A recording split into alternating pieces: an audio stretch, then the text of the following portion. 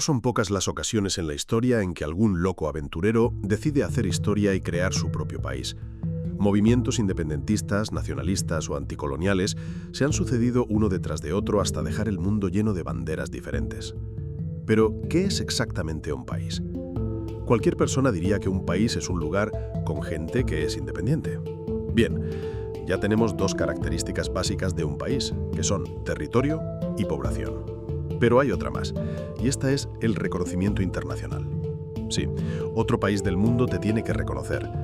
Un gobierno, a ser posible de una nación más o menos poderosa, debe decir públicamente que sí, eres un país independiente y soberano. Ahora bien, hay territorios con población que solo son reconocidos por uno o muy pocos países, y en ocasiones no están reconocidos por absolutamente nadie. Esto quiere decir que, según donde compres un mapa mundi, verás unas fronteras u otras, y aún habrá más territorios que funcionan como países a espaldas del resto del mundo. ¿Acaso no hace esto que el mundo resulte un lugar más misterioso? En un planeta en el que ya no quedan continentes por descubrir, es como volver a una era más enigmática. Uno de esos estados independientes de facto, o de hecho, es Sealand.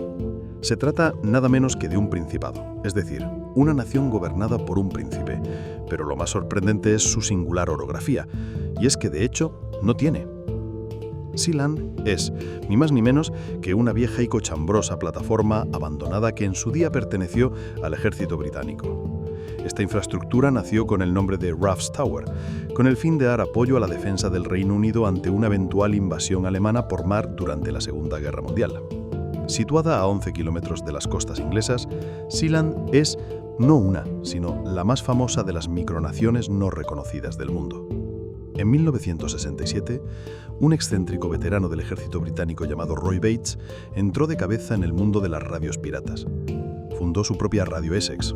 Y sí, ya sé que suena extraño en la era de YouTube y Spotify, pero en su momento montarte una radio pirata independiente y emitir lo que te diera la gana sin licencia era algo de lo más subversivo. Bates no era lo que se dice un activista en un sentido estricto. No tenía intenciones de cambiar el mundo en una u otra dirección. Sencillamente odiaba que la BBC tuviera el monopolio de la música que los jóvenes consumían por la radio y decidió contraatacar. Así fue que un día, en 1965, Roy Bates tomó el control de la base Knock John Tower, otra torre defensiva británica, y comenzó a emitir música sin licencia.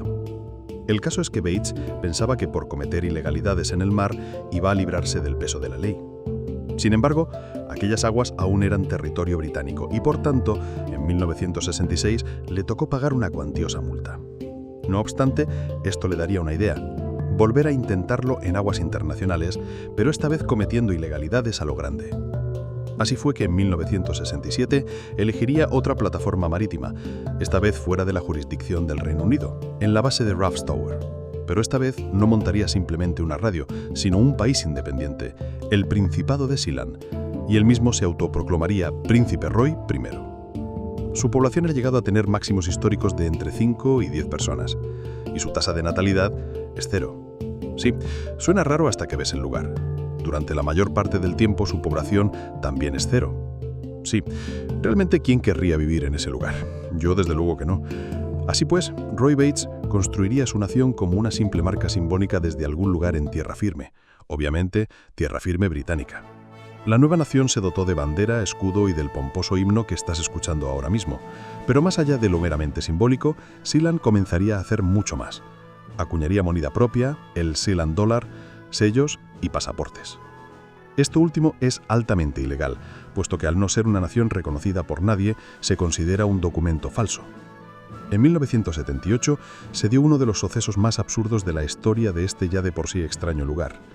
Resulta que el príncipe Roy Bates le dio el título de primer ministro a su socio, el empresario alemán Alexander Achenbach. Este, ardiendo de golicia, pensó que sería fácil tomar el principado por la fuerza y usarlo para sus estafas y negocios fraudulentos a escala internacional. Es entonces cuando, en compañía de un puñado de mercenarios alemanes y holandeses, tomaron la plataforma. Recordemos que Sealand, la mayor parte del tiempo, tiene una población de un solo habitante, que en este caso era Michael Bates, hijo de Roy, quien quedó atado y amordazado como rehén. Achenbach se autoproclamó príncipe y empezó a planificar sus estafas. Sin embargo, el príncipe Roy Bates que estaba de viaje en Inglaterra, al enterarse de todo, reunió a algunos de sus colaboradores y, armados con pistolas y explosivos, retomaron el control de Sealand.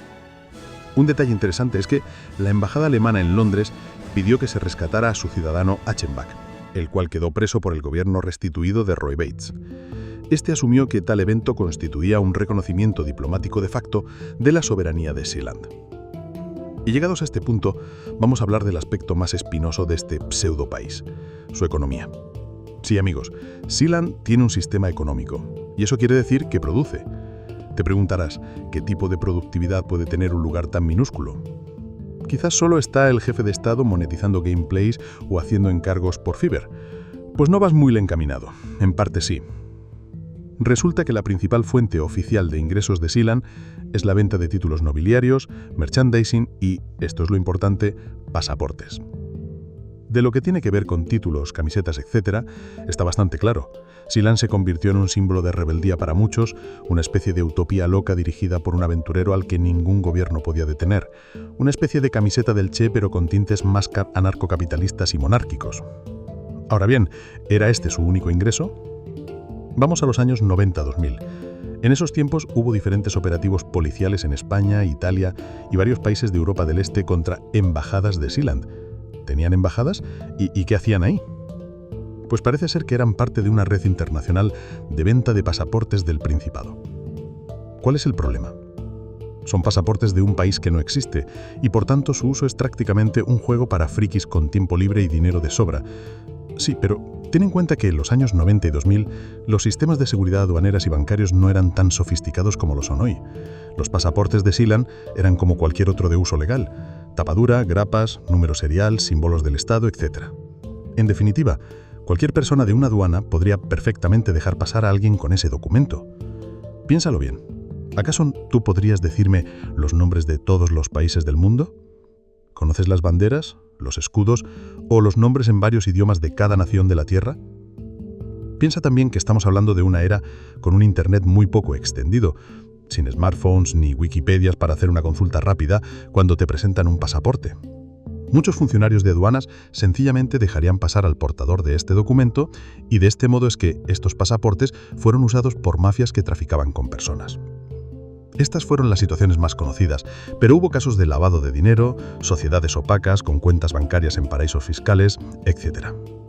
Oficialmente, el príncipe de Sealand asegura no saber nada e incluso dejaron de proporcionar pasaportes. Aparte de estos casos, la web oficial del Principado ofrece el servicio de ciudadanía electrónica. Es decir, que de un modo simbólico, que no real, puedes tener un carnet donde dice que eres ciudadano de Sealand. ¿Qué beneficios aporta? Pues poder sacar el carné ante tus amigos demostrando que eres el más friki de tu entorno y poco más. Y no tiene nada que ver con negocios como los del gobierno de Estonia que te facilitan la ciudadanía electrónica para atraer a toda clase de emprendedores al país. En la actualidad ya se habla bien poco de Sealand. El príncipe Roy Bates falleció en 2012 y su cargo lo heredó su hijo Michael Bates.